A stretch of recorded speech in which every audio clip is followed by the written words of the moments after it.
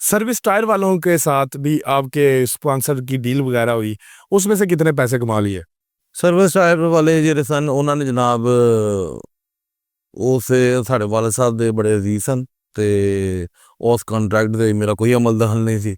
ਉਹ ਜੋ ਵੀ ਤੈਅਸ਼ੁਦਾ ਹੋਇਆ ਸੀ ਉਹ ਮੇਰੇ ਵਾਲਦ ਸਾਹਿਬ ਦੇ ਨਾਲ ਹੋਇਆ ਸੀ ਤੇ ਉਹ ਨਾ ਮੈਨੂੰ ਮਿਲਿਆ ਨਾ ਮੇਰੇ ਤੱਕ ਆਇਆ। ਤੇ ਜਿਹੜਾ ਬਾਕੀ ਵੀ ਤੁਹਾਨੂੰ ਦੱਸਿਆ ਉਹ ਵੀ ਮੇਰੇ ਤੱਕ ਕੁਛ ਨਹੀਂ ਆਇਆ, ਮੇਰੇ ਤੱਕ ਸਿਰਫ ਰੋਟੀ ਆਉਂਦੀ ਹੈ।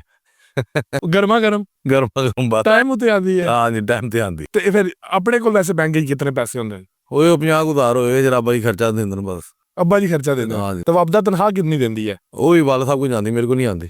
ਕਾਰਡ ਉਹਨਾਂ ਦੇ ਕੋਲ ਨੇ ਤੇ ਸਾਡੀ ਇੱਕ ਜਿੰਨੀ ਵੀ ਰਕਮ ਆਉਂਦੀ ਹੈ ਕਿਉਂਕਿ ਸਾਡੇ ਵਾਲਦ ਨੂੰ ਅਸੀਂ ਵੇਖਿਆ ਸਾਰਾ ਕੁਝ ਸਾਡੇ ਉੱਤੇ ਲਾਉਂਦੇ ਹੋਏ।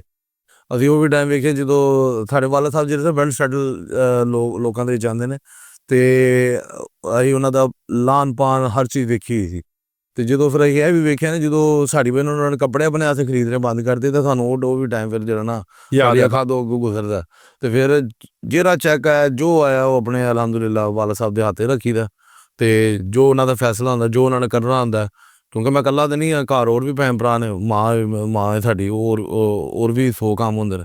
ਤਾਂ ਫਿਰ ਸਾਰੇ ਵਾਲਦ ਸਾਹਿਬ ਜਿਹੜਾ ਨਾ ਆਪ ਹੀ ਪੈਂਦਾ। ਤੁਹਾਨੂੰ ਕੋਈ ਟੈਨਸ਼ਨ ਨਹੀਂ ਹੈ? ਨਹੀਂ ਕੋਈ ਵੀ ਬਸ ਤੁਸੀਂ ਪੈਸੇ ਕਮਾ ਕੇ ਦੇਣੇ। ਹਾਂ ਬਸ ਸਾਡਾ ਅੱਛਾ ਹੈ ਕਿਤਨੀ ਹੈ ਤਨਖਾਹ? ਮੇਰੀ ਹੋਏਗੀ ਤਕਰੀਬਨ 2 ਲੱਖ ਤੇ ਹੋਈ। 2 ਲੱਖ ਹੋਏਗੀ? 2 ਲੱਖ ਹਾਂਜੀ 2 ਲੱਖ। ਕਦੇ ਨਹੀਂ ਕਢਾਈ? ਹਾਂਜੀ ਹਾਂਜੀ। ਜਦੋਂ ਦੀ ਨੌਕਰੀ ਲੱਗੀ ਹੈ ਕਦੇ ਨਹੀਂ ਕਢਾਈ?